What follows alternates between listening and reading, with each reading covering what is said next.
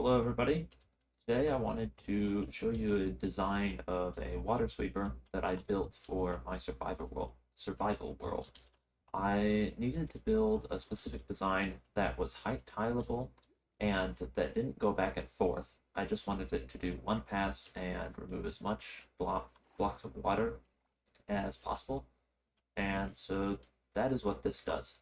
You have the engine back here in the back. It's these 10 blocks right here, plus these, I guess. And you have the redstone lamps on top of these observers, so that for this back one, you don't have an inflow of water from the side adjusting it, and that could break the machine. Or up top, if lightning were to strike the observer, it would power it wrong and you could get messing up. And if anything messes up here, the entire machine messes up because, as you can see, it's layered slime and honey blocks. I've seen this concept used for large piston doors that move up and down, but I decided to move it into a water sweeper design. And as you can see, we have the honey and slime blocks running down as well, 12 blocks all the way down, so that it will sweep the water, but you don't have a mass of one type of block, and it all pushes 12 blocks vertically. One advantage of this design is that it will be able to remove kelp no matter what, and you don't have to worry about removing it yourself before you send the water sweeper through. And as I said before, it's height tileable.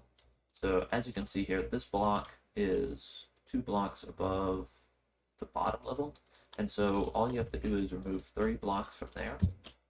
Similar to here, you can't have any blocks running alongside it, so you'd remove these 2 blocks, but then you'd be able to leave that.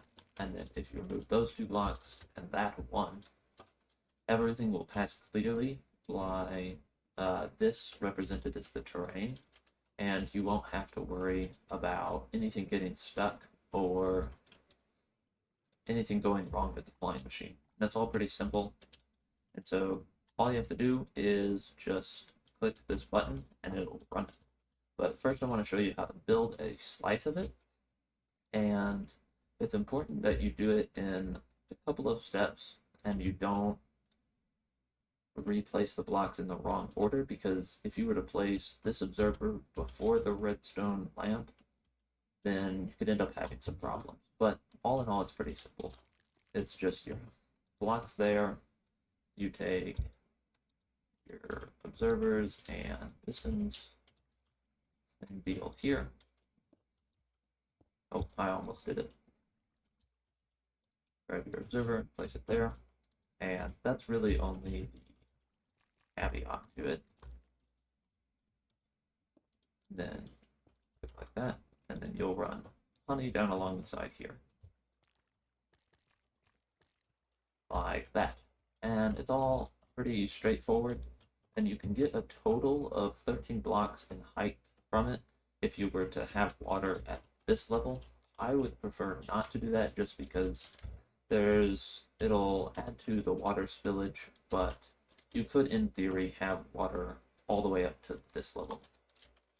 But all you have to do is launch it from the back. You can't have it longer than, well, I guess you could have, if you had a redstone button in the middle, you could have it in 31, you could have a 31 block length. And if you did some other fancy redstone, you could probably make it even longer. But all of the flying machines have to be launched in the same tick, which is the only really difficult thing to understand. But you can do this just by a simple redstone line and a button. Go ahead and press it. Slides right across. And as you can see, all of the water here has been removed, and most of the water over this terrain has been removed.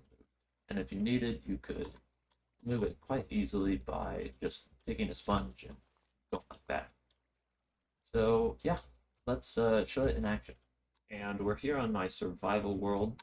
As you can see, I've put a line of obsidian down here to stop it so it doesn't press through this wall and break everything. And I did end up having to clear just a little bit of terrain right here. But other than that, it's all pretty simple, and it's all built up. It took me about 15 minutes to build this up and clear the terrain, and pretty happy with it. So let's go ahead and run it. and we can just watch it go on down. And it has arrived down here at the end, stopped pretty nicely. It's definitely not optimized for tick rate, as there's a, or not tick rate, frame rate, as there's a ton of moving blocks and lots of lighting and obviously water updates. But other than that, it's all relatively simple. Now, there are a few things that you're going to want to do before you end up removing it. You need to place blocks around the edge so that none of the water will spill into the middle. It's pretty simple to do, but all you have to do is just come right here and place a line of blocks down like this. Do the same on the other side, and then whenever you remove it, none of the water will be able to spill over and reform new water blocks in uh, whatever way. But other than that, it's all a pretty simple design, and I'm super happy with it. So, yeah, let me know what you think, and if you like it.